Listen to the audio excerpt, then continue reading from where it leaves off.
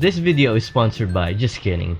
It's not really sponsored by anyone, but I know something worth being sponsored by, and August 4th was one of the most uplifting days we've ever had, and that was the day we traveled and met the Laguna Pitbulls.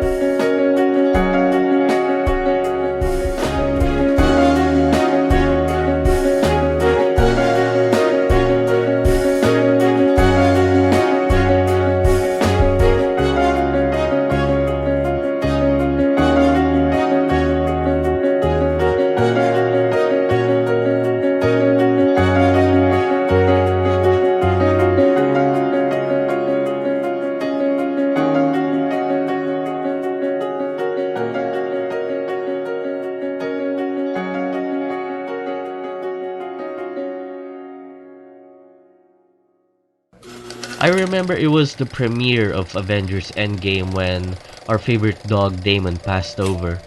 Everyone will definitely agree that it hurts to lose someone, but it's a different kind of pain when you lose a dog or a cat because we all know pets deserve to live longer than us.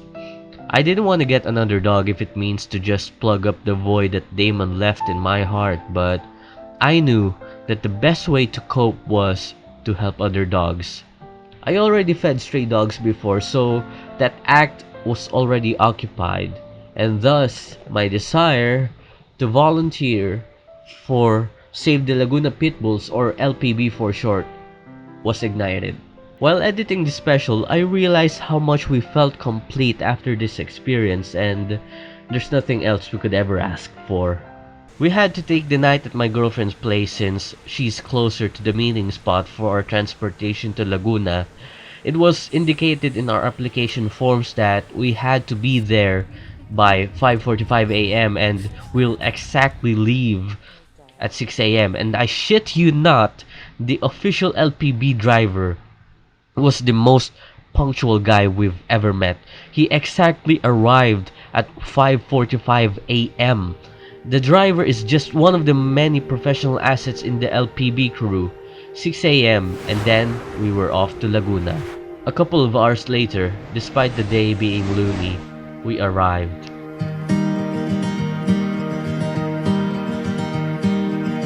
It honestly felt like a different time zone and universe there, and by the time our vehicle passed through the security gates, every dilemma and worries got filtered out. It felt like visiting your grandparents on weekends after getting tired of working on weekdays. It was therapeutic. A little bit of a backstory. This selfless project started way back in 2012. On the 30th of March, a raid happened when authorities got reports of an illegal, disgusting dogfighting operation held by foreign criminals. As described in the LPB's official website, poor pit bulls and several mixed-breed dogs were malnourished and caged in steel drums under scorching heat, plus unsanitary environment. But then of course, every after hurricane comes a rainbow. The masterminds behind this cruelty were deported. Then here comes Cara Welfare Philippines, who stepped forward and took the doggies in. There were tons of activities available if you volunteer to help out, and since they have a great deal of dogs they're taking care of, a single volunteer would already help a lot. Unfortunately, our day was drizzly, but that did not hinder us from walking the dogs when we had quick sunlight, and that was one of the activities available. Every dog loves to go out for a walk, and they deserve to feel the grass beneath their paws. There was even a particular dog who loved rolling around the grass. They also really love playing around the fallen coconuts.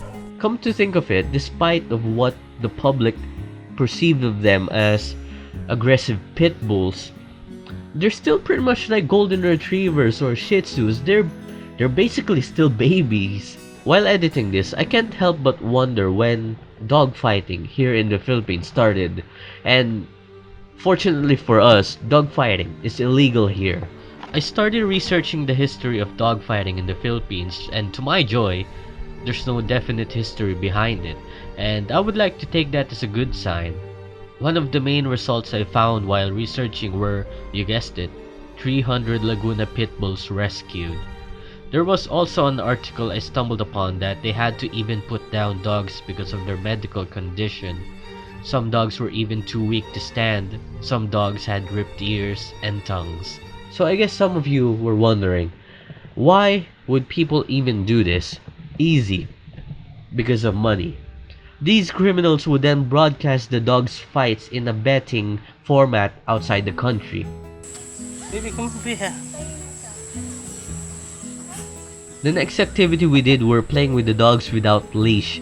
That was the time we met one of the famous pit bulls, Datu, who was known for loving not just one person, not two, but 4 people rubbing him. Like every dogs, they love treats. This dog even knows how to fetch, and it was adorable. What's that? Kasi yung love ko eh. Nako.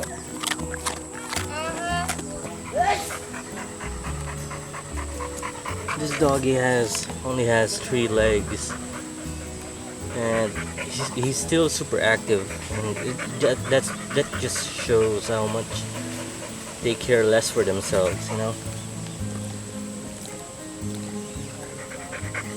We were also asked to help clean the lot out, and I realized how tiring it was for us, but it was nothing compared to what the crew does every day.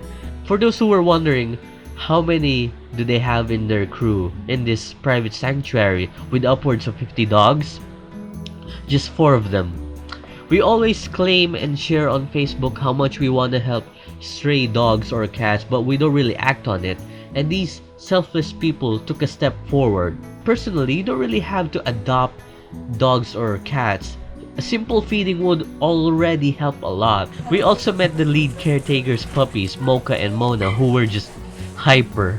Mocha, however, was just searching for something in the corner the whole time.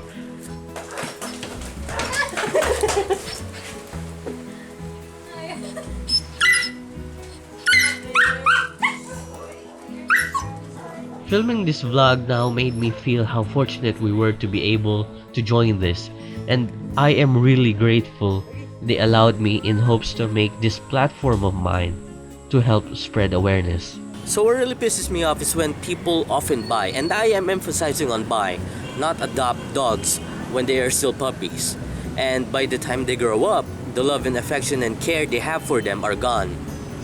And it also really pisses me off because some people often choose breeded dogs over stray dogs that really needs a home or a family. And truth to be told, regardless of the breed or where they came from, they're still the same. They can still give you the same security and comfort. And I'm really glad that the Laguna Pitbulls got the love and affection they deserve. We walked around a lot and we saw vacant kennels with familiar names on it. And then I remember seeing a Facebook post that they passed away way before we arrived. It's really heartbreaking knowing that they passed over without having their own human, but the LPB crew is a fine representative. But some dogs finally found their loving humans, and there are still millions of dogs that needs homes. And homes are not just the house that they have to live in, but the people who are willing to take them under their wings.